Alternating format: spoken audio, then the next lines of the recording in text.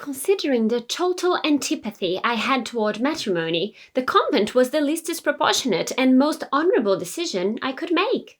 Who would choose a convent over marriage? Well, meet Sor Juana Inés de la Cruz, who called herself the worst nun in history, built a private library in a convent in colonial Mexico, and argued with bishops claiming that women had every right to study and learn, just as she did.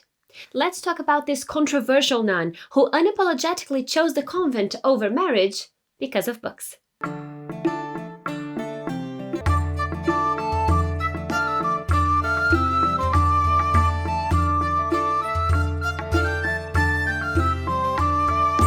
Hello, lovely history fans. I'm Dr. Julia Martins and I'm a historian. I love researching incredible historical figures, and I'm a big fan of Sor Juana. She was one of the cleverest people of her time, and she even wrote poetry in Nahuatl.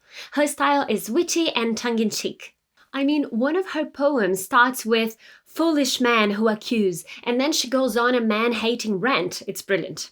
If you would like to support my work and have access to patrons-only videos, consider becoming a patron on Patreon for as little as £3 a month. It really does help. Okay, let me tell you about Sor Juana.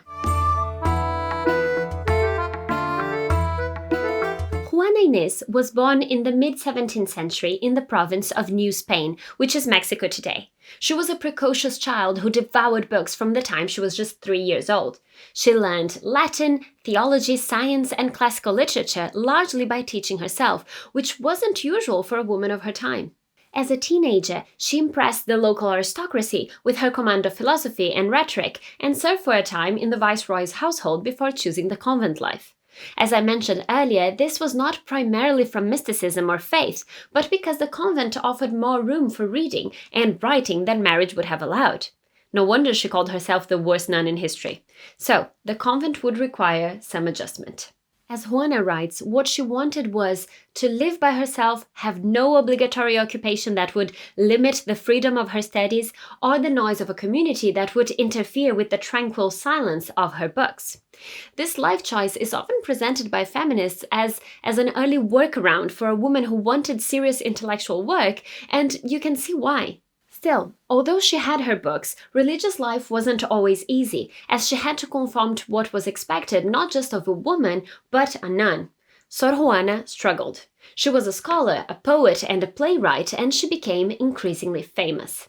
In a letter to her confessor, entitled Spiritual Self-Defense, she talks of feeling persecuted and envied by those around her. She writes, "Women do not like it when men surpass them or when it looks as though I am the man's equal. Some wish I did not know as much, and some say I should know more if I am to be so celebrated. Old women do not wish others to know more than them, young women do not wish others to look good, and all wish that I should live according to their expectations." And from all sides a kind of martyrdom is created, which I am not sure other people have faced. Oh, the impossible standards women face. The main issue for those around her was that Sor Juana was attracting the social elites, who would flock to the convent to meet her. And so she asks, is it my fault that their excellencies like me? Should I deny meeting important people? Should I resent that they honor me with their visits? Sor Juana was right. More and more people were paying attention. But things were about to escalate, thank you, and a big polemic would start. Sor Juana openly criticized a famous preacher, and she was scolded by the bishop who hoped that women like Juana would just stay quiet. And, ironically, he was writing under a female pseudonym. For background, the polemic started when, in 1690, Sor Juana published a text called Carta Atenagórica, or Letter Worthy of Athena, which already gives you an idea of how highly she thought of herself, much like Pancake, who's photobombing me, excuse me. Anyway, so she rightly thought much of herself, but it didn't make her very popular among the male clergy. This was a densely argued theological critique of a sermon by the renowned Jesuit preacher Antônio Vieira, who was celebrated throughout the Portuguese and Spanish empires. I remember studying him at school in Brazil. Sor Juana approached his sermon with a calm but formidable rigor, drawing on scripture, the church fathers, and scholastic logic. She showed the logic fallacies and inconsistencies in this male preacher's thinking. Why is this important, you may be wondering? Well, it's not really about the theological arguments, it's about the fact that this was a public critique written by a woman in a period when women were expected to remain silent in such debates. Sor Juana insists that arguments must be evaluated on their merits, not on the authority of the speaker. It's hard to overstate how bold this was, saying that intellect, whether the person was a man or a woman, should count more than hierarchy or gender. Following this episode, the Bishop of Puebla, who had supported her publication of this critique, decided to put Juana back in her place, as it were. So he reprimanded her under the pseudonym Sor Filotea, essentially arguing that theological reasoning was improper for a woman. This argument was often made by men using a passage of the Bible that says, "Let your women keep silent in the churches, for they are not permitted to speak, but they are to be submissive, as the law also says." What happened then? Well, Sor Juana wrote a reply to this Sor Filotea, arguing why women should be educated and speak their minds. This was the most dramatic intellectual confrontation of Sor Juana's career, and this text, this one, would become her great defense of women's right to study, read, and write. It's hard to read her long and passionate defense of women's intellectual autonomy and not see her as a kind of proto-feminist. It's particularly funny to me that she would sign this letter as "Yo, la peor de todas las mujeres," the worst of women, Sor Juana Inés de la Cruz. As the other letter indicates, the one worthy of Athena, Sor Juana didn't struggle with self-esteem. This is a conventional rhetorical humility that she's performing here, typical of religious writing. Using this at the end of a defense of women's right to an intellectual life is definitely ironic. But there's more. Sor Juana wrote lyrical and satirical poetry. My favorite poem is called "Silly Men Who Accuse," which is an accusation of double standards, and it's a delight to read. This is how it starts. "Silly, you men so very adept at wrongly faulting womankind, not seeing you're alone to blame for faults you plant in a woman's mind." Another part goes, "You batter her resistance down, and then all righteousness proclaim that feminine frivolity, not your persistence, is to blame.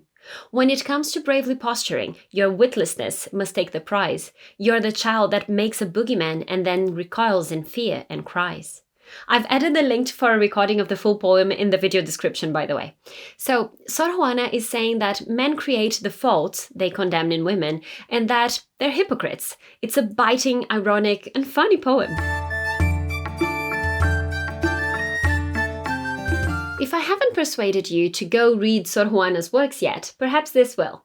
A tantalizing part of Sor Juana's reputation is her supposed competence in Nahuatl, the language of the Aztec and Nahua elites, and her incorporation of Nahuatl lines in a few works.